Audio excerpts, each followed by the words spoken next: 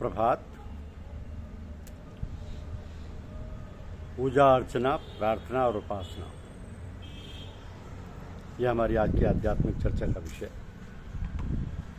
पूजा अर्चना, प्रार्थना और उपासना। सुख व शांति की चाह सभी मानवों को होती है,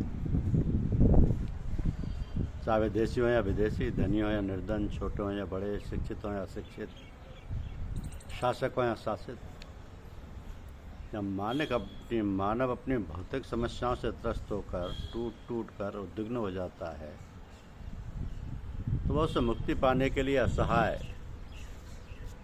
व दीन भाव से उपाय खोजने लगता है। कुछ भी कहीं सहारा ना मिलने पर ही उस परम ब्रह्म परमेश्वर से प्रार्थना करने की याद आती है। जिस प्रकार बिना ताप के भोजन सुपाच्य नहीं होता, उसी प्रकार बिना पाप, संताप एवं कठिनाइयों के भजन, पूजन व प्रार्थना भी पक्की नहीं होती।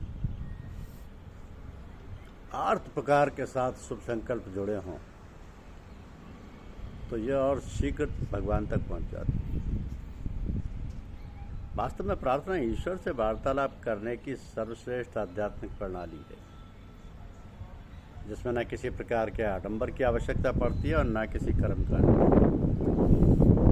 तो प्रार्थना का अर्थ ही है कि मैं अकेला व बिल्कुल असहाय हूँ। प्रार्थना ही असहाय अवस्था का बोधक है। प्रार्थना अंतःकरण से निकली दिल की पुकार है। अस्तित्व की रक्षा के लिए तेरा सहारा व वरदान चाहिए। प्रत्युत्तर भी इसी का मिलता है। प्रार्थना एक प्रकार से मन स्थिति होती है, जिससे मानव शंका व संदेहों के जंजाल से निकलकर श्रद्धा समर्पण की भूमिका में प्रवेश करता है। अपने अहम को गलाकर समर्पण की नम्रता स्वीकार करता है। समर्पण की नम्रता स्वीकार करना व अशुभ मनोविकारों को ठुकरा कर परमेश्वर का नेतृत्व स्वीकार करने का नाम ही प्रार्थना है। प्रार्थना एक प्रकार का प्रायश्चित भी है। आध्यात्म शास्त्रों में जितने प्रायश्चितों का उल्लेख है, उन सब में प्रार्थना सबसे अधिक प्रभावशाली, शक्तिशाली माना गया है। क्योंकि प्रार्थना के द्वारा हम अपने अहंकार, पाप व दुखों के अंधकारों को छिन्न भिन्न कर देते हैं। अंतर्मन में छिपी दुर्भावनाओं व कमजोरियों के मूलोच्छेदन कर सकते हैं। मन को साधने व शिक्षित करने की पहली सीढ़ी प्रार्थना है। अपने किए हुए दुष्कर्मों के लिए पश्चाताप करना और दोबारा उस पाप कर्म से बचने के लिए संकल्प शक्ति की अभिवृद्धि के लिए ईश्वर से प्रार्थना करना सुधार का प्रथम सोपान है। ईश्वर से तादात्म्य स्थापित करने में प्रार्थना से बढ़कर और कोई साधन मार्ग नहीं। तो गहन अंतर्मन से निकली हुई प्रार्थना, जिसमें आत्म परिवर्तन की आस्था जुड़ी हुई हो, भगवान का सिंहासन हिला देती है। ऐसी प्रार्थना के परिणाम ऐसे अद्भुत होते हैं जिन्हें चमत्कार भी कहा जा सकता है। तो भगवान का प्रकाश उन्हें ही मिलता है जो निर्मल हृदय से भगवान की प्रार्थना करते हैं। ऐसी सामूहिक प्रार्थना में समस्त निर्बल साधकों की आवाज़ भी एक स्वर में मिलकर एक ही भाव से उत्पन्न विचार ईश्वर के दरबार तक सहज में ही पहुँच जाते हैं, जिससे सभी साधकों व भक्तों की पुकार सुनकर भगवान स्वयं प्रकट होकर अपने भक्तों के कष्टों को दूर करते हैं और सभी साधकों का कल्याण हो जाता है। तो सामूहिक उपासना व प्रार्थना असत्य से सत्य की ओर, अंधकार से प्रकाश की ओर तथा मृत्यु से अमरत्व की ओर ले जाने वाली दिव्य प्रभा है। इसके द्वारा हम ईश्वर से अपना संबंध जोड़कर महान विभूतियों के स्वामी बन सकते हैं। समस्त व्याधियों, कठिनाइयों एवं रोग शोक से मुक्ति पा सकते हैं। तो परमात्मा में विश्वास हो जाना ही जीवन की सर्वोत्तम उपलब्धि है। संशय युक्त मनुष्य विवेक व श्रद्धा विश्वास के अभाव में पथभ्रष्ट हो जाता है। अविवेक व अश्रद्धा के सहित संशय ज्ञान प्राप्ति में बाधक होता है। सामूहिक प्रार्थना व उपासना का आध्यात्मिक अर्थ ये है कि सामान्य मनोभूमि, सामान्य संकल्प और औसत अभिप्सा के लोग एक साथ संकल्प करें तो भगवान की शक्तियाँ सक्रिय हो जाती हैं। भगवान अपने भक्तों के दिल की पुकार सुनकर अनुग्रह व अनुदान की बरसात करते हैं। सामूहिक प्रार्थना व उपासना का अपना एक विज्ञान है जो यज्ञ व अनुष्ठानों में स्वयं सिद्ध होता है। सामूहिक प्रार्थना व उपासना साधकों के सम्मिलित प्रयासों से नाव बनकर पार उतरने का साधन है। जैसे सैकड़ों लोगों में से कुछ लोगों को तैरना नहीं आता, जो जानते हैं उनमें से भी बहुत लोग इतने कुशल नहीं होते कि वे अपने बलबूते पर पार उतर जाएं। यदि इनमें से 10-5 लोग मिलकर नाव बनाएं, फिर 4-6 लोग मिलकर उस नाव को पानी में उतारने व चढ़ाने के कार्य हेतु तैयार हो जाएं, तो किनारे खड़े सभी लोग उस उफनती नदी को पार कर सकते हैं। यही नियम सामूहिक प्रार्थना व उपासना में काम करता है। सभी साधक व भक्तों की आध्यात्मिक सामर्थ्य एक समान नहीं होती।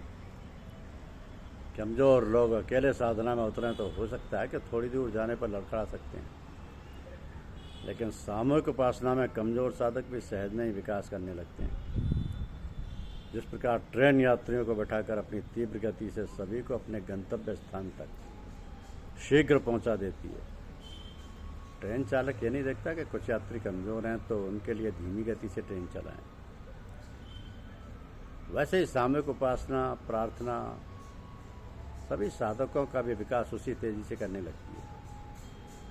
अब साधना व प्रार्थना में गति और ऊर्जा लाने के लिए अपने नियम व विधान अलग हैं।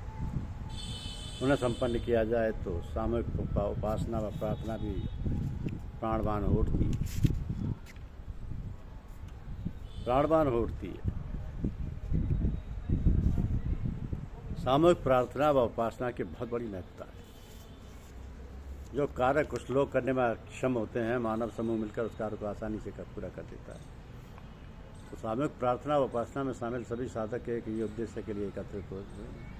सबकी मनस्थिति प्राय की दिशा धारा लिए होती है। आंतरिक स्थिति में भले अंतर हो, लेकिन संकल्प चिंतन और चर्या का निर्धारण एक समान ही रहता है।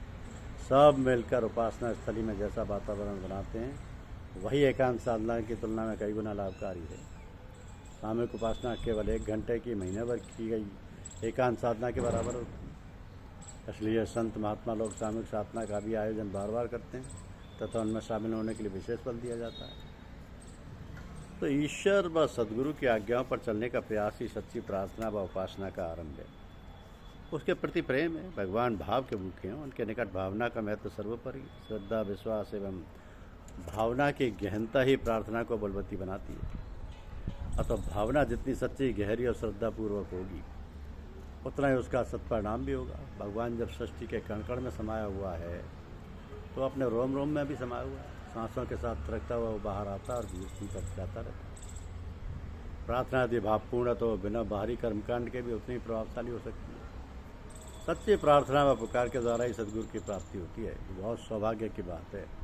सद्गुरु की उपलब्धि जिसको हुई है वह परम लक्ष्य की ओर बढ़ सकने में सफल हुआ है। मार्ग में आने वाले अवरोधों से उसे सामना कराने की सामर्थ्य प्राप्त हुई है। इसलिए संगठन में इकाई बहुत शक्तिशाली मानी गई है। अपने कष्टों की चिंता न कर दूसरों का सदा भला सोचने वाला मानव हमेशा पूजा जाता है। बुद्धि ईश्वरीय विभूति है जो हर मानव के अंदर विद्यमान है। तो इतने पर भी प्रयास, अभ्यास, प्रार्थना व साधना द्वारा उसे प्रखर बनाए रखने के लिए अंतर आवश्यकता पड़ती है, क्योंकि मनुष्यों की आकृति भिन्न भिन्न है। उसी प्रकार योग्यता भी पृथक पृथक। बुद्धिहीन शब्द का प्रयोग तब किया जाता है जब कहने वाले का तात्पर्य उसकी बुद्धि शक्ति से नहीं होता, क्योंकि पागलों को छोड़कर असल में कोई बुद्धिहीन नहीं है। जो आदमी अपनी योग्यता को नहीं समझता और बिना सोचे समझे कार्य करके सफलता प्राप्त करता है, जिससे उसका कार्य के प्रति उच्चाटन होता है। इसलिए मनुष्य को अपनी कार्य क्षमता के अनुसार कार्य करना चाहिए। ईश्वर की लीला विचित्र है। वह अपने उपासकों की करुण पुकार अवश्य सुनता है। प्रार्थना और साधना के अभाव में चित्त की एकाग्रता संभव नहीं है। एकाग्रता से कार्यशक्ति को बड़ी उत्तेजना मिलती है। कमजोर मस्तिष्क भी एकाग्रता के आगे योग से अद्भुत प्रतिभा संपन्न बन जाती है। जब कालिदास जैसे वज्रमूर्ख कोई विद्वान कवि बन सकते हैं तो कोई कारण नहीं कि दूसरे वैसी स्थिति प्रार्थना कर सके। मनोयोग, रुचि, वातावरण, एकाग्रता, प्रार्थना, उपासना, कल्पनाशीलता, सानिध्य आदि कुछ ऐसे तत्व हैं जिनकी सहायता से आदमी बौद्धिक कुशाग्रता अर्जित कर वह उपाधि प्राप्त कर सकता है, जिसे आमतौर पर विद्वान या बुद्धिमान कहते हैं।